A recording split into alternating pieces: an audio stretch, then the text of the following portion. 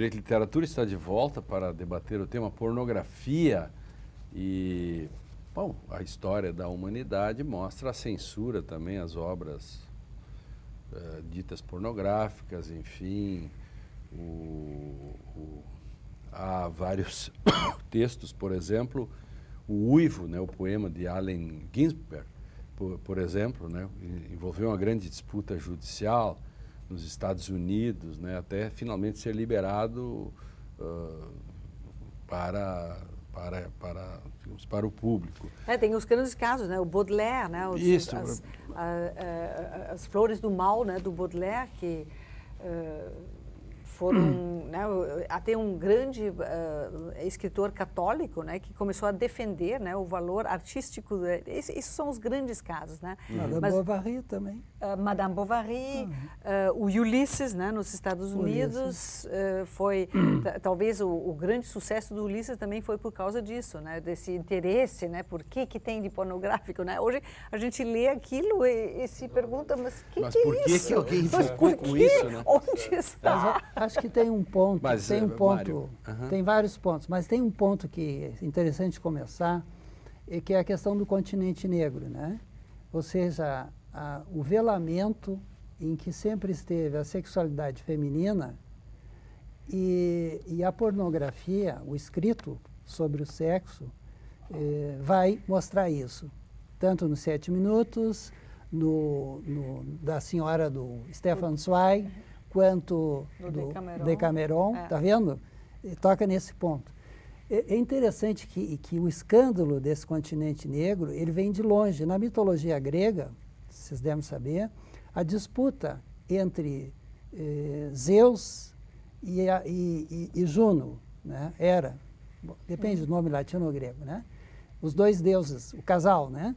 Porque eles estavam discutindo quem gozava mais, o homem ou a mulher, e a discussão não terminava. Como é que resolveram? Disseram, bom, temos que chamar um árbitro.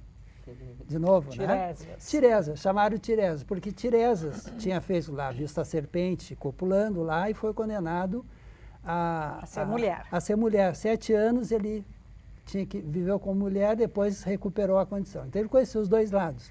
Chamaram ele, colocaram a questão e ele já sabia que o negócio ia pretear para o lado dele e ele achou um jeito de dizer a coisa. Ele disse assim, olha, se são 10 partes, o homem só tem uma. Né? Quer dizer, isso era intocável, que o gozo feminino não é fraco, precário, como o masculino. Né?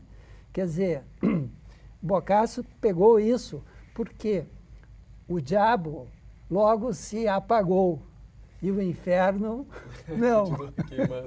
Continua queimando. Então esse é um ponto que toda a pornografia vai tocar nisso aí. Por isso é tão escandaloso, tão condenável. Né? Claro que isso hoje mudou. À né? vontade. Meu segundo conto, eu acho que encaixa muito bem naquilo que nós estamos discutindo agora. É um conto contemporâneo, do Miyakoto, essa obra, que peço desculpas não trazer a obra física, assim, o tablet, porque o meu exemplar não estava disponível. E é simplesmente magnífico. Magnífico por quê?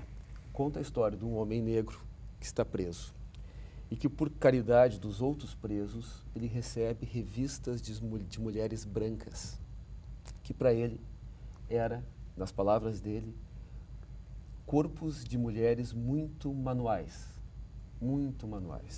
que lhe serviam muito bem para lhe satisfazer. Mas que, passado algum tempo, ele cansa de imaginar delas. As palavras do Miyakoto. Né? Cansa essas palavras dele são sempre de imaginar delas. Né? Que genial. E que, portanto, ele muda. Ele pega a mesma foto, coloca em cima do armário, ajoelha e faz de conta que essa senhora é uma Nossa Senhora dos qualqueres e passa a orar para ela. E que os pedidos lhe vêm à boca, mas que, como saliva, ele volta a engoli-los, até o momento em que ele já não sabe mais o que pedir. Essa transformação do corpo feminino, né, como elemento de satisfação sexual para uma divindade, uma Nossa Senhora dos Qualqueres, né? Para quem ele vai pedir, eu acho absolutamente genial. Isso é um dos truques, né, que a arte sempre incorporou, né? Por exemplo, no Barroco, né, essas êxtases dos santos, né, que têm nítidas, né, o São Sebastião flechado, claramente, né, êxtases eróticos, né, que são sublimados, né, no limite, né, para se tornarem apresentáveis, né? Então depende inteiramente do contexto, né, no qual esse prazer sublimado, ou seja, transferido do corporal, da mera sensualidade para algum processo mais complicado, né, um labirinto cerebral mais complicado, bascula de novo de volta para a sensualidade pura, né? Então, por exemplo, tem, para trazer também outra obra, o J.M. Coetzee, né, o autor sul-africano, descobriu recentemente, né, que obras dele estavam indicadas para censura, né? Ele teve acesso, né, aos pareceres, né, das parceiristas, que aliás eram pessoas muito respeitáveis, que ele conhecia pessoalmente, né, da universidade, da sociedade, que faziam uma censura bem interessante, que ele compara com as censuras do Tsar, né, da Rússia, né, que também fez censura do Tolstói para o Tolstói não cair nas mãos dos censuristas mais simplórios, né? Então era uma censura assim, de alto nível, né, que reconhecia o valor literário, né, e isentou o que era considerado como pornográfico, que era na África do Sul, sobretudo o sexo entre um homem branco e uma mulher negra ou vice-versa. Né? Então é muito interessante como a tolerância, né, ela altera, né, o que é sentido como perverso, como ilícito, né, depende muito de uma série de critérios, né, muito móveis, que dependem inteiramente do contexto no qual aparece. E vejo, por exemplo, que 50 Tons de Cinza, né, que essa, eu não acho uma obra fraca, enfim, que fez sucesso talvez exatamente por isso, nesses tempos, quanto pior, mais sucesso faz, né? Foi censurado e banido na Índia, que é o país do Kama Sutra. Isso aí. Você se lembra, os mais velhos, se lembram do filme Emmanuel? Sim. Assim, uma porcaria de filme, foi assim, meio, a qualidade do filme é pornográfico. Né? Meu sim foi muito efusivo. Sim, e temos toda a obra da Cassandra Hills, né? A Cassandra, exatamente, Cassandra Hills. Que impressionante isso. É muito interessante que para muitas pessoas a pornografia é uma junção entre a sensualidade explícita e vulgaridade. Isso. Essa é uma conjunção que forma, aos olhos de muitos, forma a pornografia. Agora, o que é vulgar? Essa é a questão. Ou seja, nós somos pessoas datadas, historicamente datadas, com um olhar culturalmente, né, marcado. Como é que nós vemos isso? É muito interessante, na perspectiva do direito, durante muitos anos o direito sempre quis tutelar os bons costumes. Isso está nos textos, né? O Código Penal, até pouco tempo atrás, era o estupro era nos crimes contra os costumes. Não era a dignidade da mulher, eram os costumes. Exato. Os costumes. Isso é da nossa época ainda.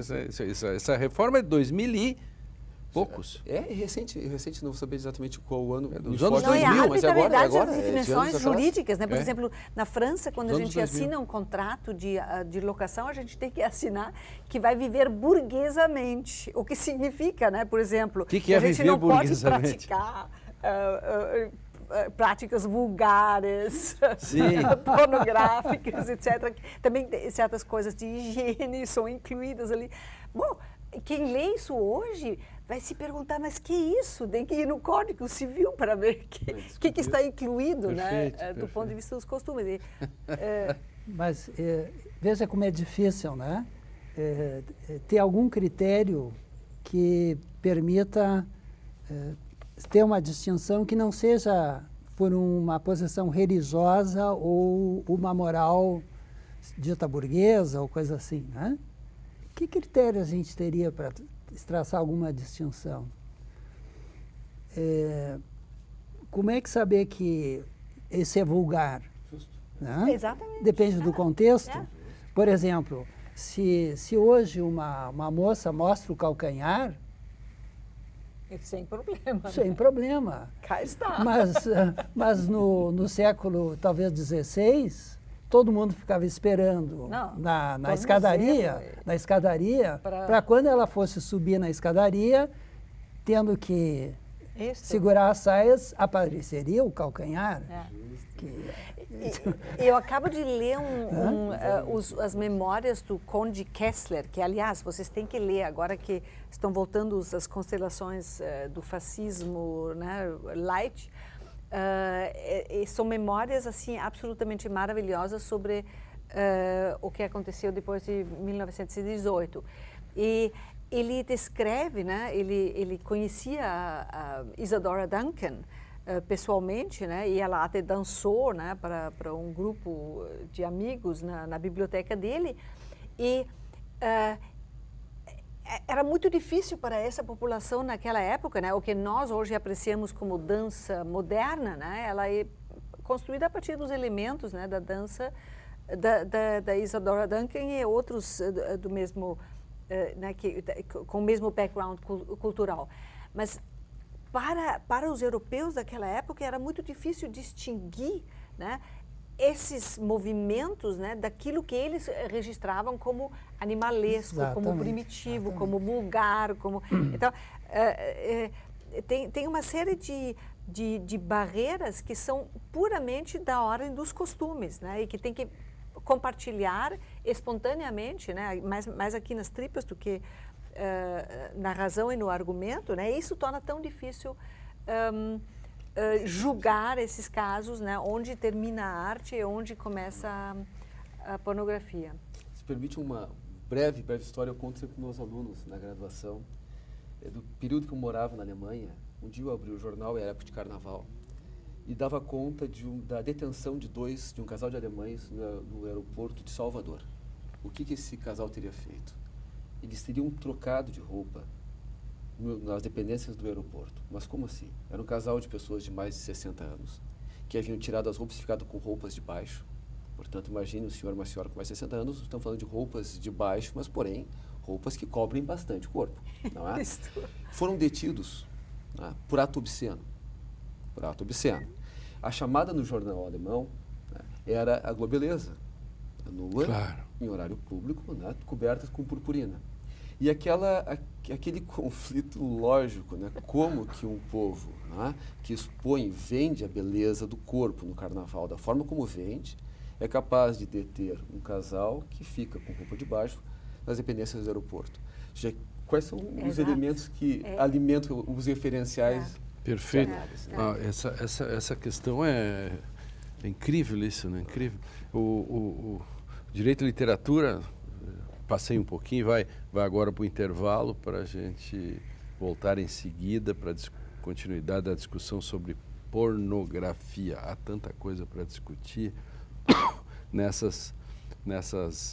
principalmente levando em conta essa questão da distância temporal, né, que deve ser vista como um aliado e não como um inimigo, né? Nós já voltamos.